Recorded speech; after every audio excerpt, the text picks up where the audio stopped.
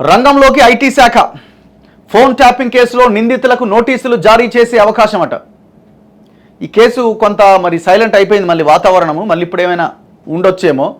ఎందుకంటే ఆల్రెడీ రాధాకిషన్ రావు ఇచ్చిన statement, confession statement కానీ భుజంగరావు ఆయన మిగతా అరెస్ట్ అయిన పోలీస్ ఆఫీసర్లు ఇచ్చిన కన్ఫెషన్ స్టేట్మెంట్లో చాలా క్లియర్గా ఎలక్షన్లో డబ్బులు మేము సపరేట్ వెహికల్స్ పెట్టి పంచిపెట్టినామని ఓపెన్గా ఒప్పుకున్నారు.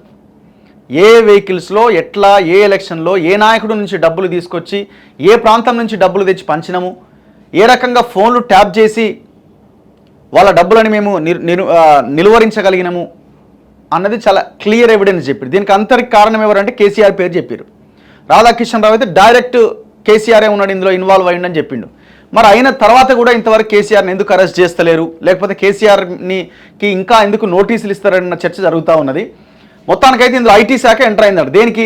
రాష్ట్రంలో సంచలనం సృష్టిస్తున్న ఫోన్ ట్యాపింగ్ కేసులో ఆదాయపు పన్ను శాఖ రంగంలోకి దిగుతోంది. ఇప్పటికే ఈ కేసులో ఈడీ ఎంటర్ అయింది. మీకు తెలుసు కదా, హైకోర్టుకు సంబంధించిన జడ్జ్ శరత్ అనే ఒక జడ్జ్ యొక్క ఫోన్ కూడా ట్యాప్ చేశారని ఐ థింక్ నేను అనుకోవడం భుజంగరావు రాధాకిషన్ రావు ఒక కన్ఫెషన్ స్టేట్మెంట్లో చెప్పారు. భుజంగరావు అనుకుంటా తన కన్ఫెషన్ స్టేట్మెంట్లో మేము హైకోర్టు జడ్జి ఫోన్ కూడా ట్యాప్ చేసినామని చెప్పిండు. దీంతో హైకోర్టు ఈ కేసును సుమోటోగా తీసుకొని విచారణ చేస్తున్నది. ఆ కేసు ఎప్పుడో మొన్న లాస్ట్ 10 days బ్యాక్ బెంచ్ మీదకి వచ్చింది, మళ్ళీ ఎప్పుడో వాయిదా పడ్డది, విచారణ నడుస్తున్నది. ఇప్పుడు బీజేపీ ఏమంటుందంటే ఈ కేసును సిబిఐకి అప్పగించాలి అంటున్నది. ఈ కేసు సిబిఐకి పోవడానికి అవకాశాలు ఎంతవరకు ఉన్నాయి? రెండే అవకాశాలు. ఒకటి, రాష్ట్ర ప్రభుత్వం ఇనిషియేట్ తీసుకొని ఈ కేసును సిబిఐకి అప్పగించాలి. వీళ్ళు మేము అప్పగించాము, మేమే విచారణ చేస్తాము, సిట్ వేసినాము, చాలా పారదర్శకంగా విచారణ కొనసాగుతుందని వీళ్ళు చెప్తున్నారు. సో రాష్ట్ర ప్రభుత్వం ఇవ్వడానికి అవకాశం లేదు. రెండో ఆప్షన్ ఏముందంటే కోర్టే ఇనిషియేట్ తీసుకొని దీన్ని సిబిఐకి అప్పగిస్తున్నామని కోర్టే చెప్పాలి. ఇప్పుడు ఆల్రెడీ అది హైకోర్టు జడ్జినే ఆయన ఫోన్నే ట్యాప్ చేసిరని కన్ఫెషన్ స్టేట్మెంట్లో ఉంది కాబట్టి మరి కోర్టు ఏమైనా సిబిఐకి అప్పగించే అవకాశం ఉంటుందా? అది కోర్టు డెసిషన్ మీద, జడ్జి డెసిషన్ మీద డిపెండ్ అయి ఉంటుంది. ఒకవేళ అట్లా కనుక కోర్టు ఇస్తే అప్పుడు సిబిఐకి వెళ్ళడానికి అవకాశం ఉంటుంది. ఇంతలోనే ఇన్కమ్ ట్యాక్స్ కూడా రంగంలోకి దిగిందట. ఇన్కమ్ ట్యాక్స్ కూడా రంగంలోకి దిగింది. ఈడీ ఐ థింక్ నేను అనుకోవడం ఈ కేసా వేరే కేసులో ఎంటర్ అయినట్టున్నది. హైకోర్టులో మాత్రం దీనికి సంబంధించిన విచారణ జరిగింది. కోర్టే సుమోటోగా ఈ కేసును తీసుకున్నది. సో ఇప్పుడు ఐటీ శాఖ కూడా ఎంటర్ అయిందట. ఈ కేసులో అరెస్ట్ అయిన నిందితుల్లో కొందరు గత ఎన్నికలప్పుడు పెద్ద మొత్తంలో డబ్బులు రహస్యంగా రవాణా చేసినట్లు అంగీకరించడంతో ఈ వ్యవహారం ఆనుపానులపైన ఆరా తీసేందుకు ఐటీ శాఖ ప్రయత్నిస్తోంది. ఇందులో భాగంగా బాధ్యులకు నోటీసులు జారీ చేసే అవకాశం ఉన్నది. నిందితులతో మొదలయ్యే ఈ విచారణ పరిధి రాబోయే రోజుల్లో రాజకీయ నాయకుల వరకు విస్తరించే అవకాశం ఉన్నది. ఎన్నికల సమయంలో ప్రత్యర్థుల ప్రతివ్యూహాలు, డబ్బు రవాణాకు సంబంధించిన రహస్య సమాచారం రాబట్టేందుకే ఫోన్ ట్యాపింగ్ వ్యవహారం నడిపినట్లు పోలీసుల దర్యాప్తులో నిందితులు అంగీకరించారు. ప్రత్యర్థులు రవాణా చేస్తున్న డబ్బును పట్టుకోవడంతో పాటు అప్పటి అధికార పార్టీకి చెందిన డబ్బును సురక్షితంగా గమ్యస్థానం చేర్చే విషయంలో కూడా వీరి పాత్ర ఉన్నది.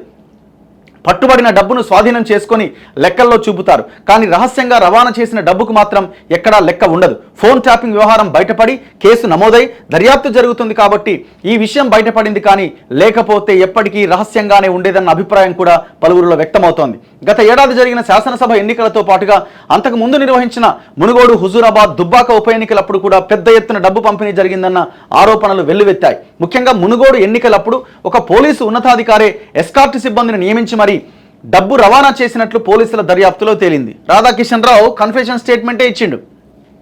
ఏమని? ఆయన ఒక సిమ్ము, ఒక ఫోను ఎవరో ఒక అధికారికి ఇస్తే ఆ అధికారి రాజపుష్ప, తెల్లాపూర్లో ఉన్న రాజపుష్ప ఆయన ఇంటికి పోయో, కంపెనీ దగ్గరికి పోయో, ఎవరు వెంకటరామిరెడ్డి బీఆర్ఎస్ ఎమ్మెల్సీగా ఉండే కదా, మొన్న మెదక్ ఎంపీగా పోటీ చేసిండు. ఆయన అక్కడి నుంచి డబ్బులు తీసుకొచ్చి, వివిధ ప్రాంతాల నుంచి డబ్బులు తీసుకొచ్చి సేకరించి ₹1 కోటి తీసుకొచ్చి అక్కడ యశోద ఆసుపత్రిలో ఉన్న ఒక ఎస్ఐకో ఎవరొక పోలీస్ ఆఫీసర్కి అందులో ఆయనకు ముట్ట చెప్పిండు. అక్కడి నుంచి నేరుగా మునుగోడు బై ఎలక్షన్లకి డబ్బుని బొలేరో వాహనంలో తరలించారు. ఇది పోలీస్ ఆఫీసర్లు తమ కన్ఫెషన్ స్టేట్మెంట్లో చెప్పింది. మరి ఇప్పుడు ఎవరెవరిని ఇందులో ఇన్వాల్వ్ చేస్తారో చూడాలి. ఒకేసారి ఇలా దాదాపు 7 కోట్లు రవాణా చేసినట్లుగా నిర్ధారణ అయింది.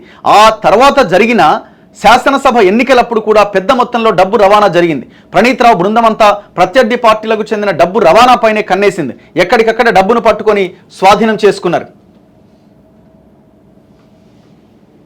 సో ఇట్లా ఐటీ డిపార్ట్మెంట్ ఎంటర్ కాబోతున్నదట. ఏం చేస్తారో చూడాలి. దాంతోపాటు అప్పటి అధికార పార్టీకి చెందిన డబ్బులను కూడా రహస్యంగా తరలించారట. ఈ కేసులో ప్రధాన నిందితుడిగా ఉన్న ఎస్ఐబి మాజీ ఓఎస్డి ఆదేశాల మేరకు ఒక ఎస్ఐ 2 సార్లు డబ్బును తరలించినట్లు ఓ ప్రముఖ ఆసుపత్రిలో పనిచేస్తున్న మాజీ పోలీస్ అధికారికి అందజేసినట్లు దర్యాప్తులో వెల్లడైంది. ప్రముఖ ఆసుపత్రి ఏంది? యశోద ఆసుపత్రి అని రాయొచ్చు కదా. వెరీ క్లియర్ కన్ఫెషన్ స్టేట్మెంట్లో యశోద ఆసుపత్రి అని ఉన్నది.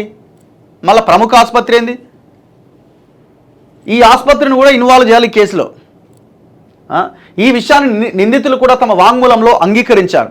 విచారణ జరిపితే ఇలాంటి విషయాలు బయటపడే అవకాశం ఉంటుందని ఐటీ శాఖ అధికారులు భావిస్తున్నారు. శాసనసభ ఎన్నికల సమయంలో రవాణా అయింది అంతా లెక్కల్లో చూపిన డబ్బుగానే పరిగణిస్తారు. ఈ మేరకు ఈ డబ్బంతా ఎవరిది, ఎవరికి అందజేశారు, ఇలాంటి సమగ్ర వివరాలు తెలుసుకునేందుకు ఈ కేసులో నిందితులకు నోటీసులు జారీ చేయాలని ఆదాయపు పన్ను శాఖ అధికారులు భావిస్తున్నారు. ప్రస్తుతానికి ఈ విచారణ ఫోన్ ట్యాపింగ్ నిందితులకు మాత్రమే పరిమితమైన వారు చెప్పే అంశాల ఆధారంగా కొందరు రాజకీయ నాయకులకు చుట్టుకునే అవకాశం ఉందనే చర్చ జరుగుతున్నది. సో ఇందులో ఇన్కమ్ ట్యాక్స్ డిపార్ట్మెంట్ ఎంటర్ అయిందనమాట. మనం ఆల్రెడీ వాళ్ళు ఇచ్చిన కన్ఫెషన్ స్టేట్మెంట్ ఏంది, ఇప్పుడు ఆ యశోద ఆసుపత్రిలో ఉన్న పోలీస్ ఆఫీసర్ డబ్బులు ఎక్కడికి పంపిరు బొలేరో వాహనంలో, ఇదంతా మనం డీటెయిల్గా ఎక్స్ప్లెయిన్ చేసిన గతంలోనే. ఇది అన్ని వీళ్ళంతా లీడ్స్ టు ఎక్కడ కేసీఆర్ దగ్గరికి వెళ్తుంది. టోటల్ వ్యవహారం అంతా నడిపించింది కల్వకుంట్ల ఫ్యామిలీనే. మళ్ళీ మాకేం సంబంధం అంట. ఇంత పెద్ద వ్యవహారం జరిగితే మళ్ళీ మాకేం సంబంధం అట.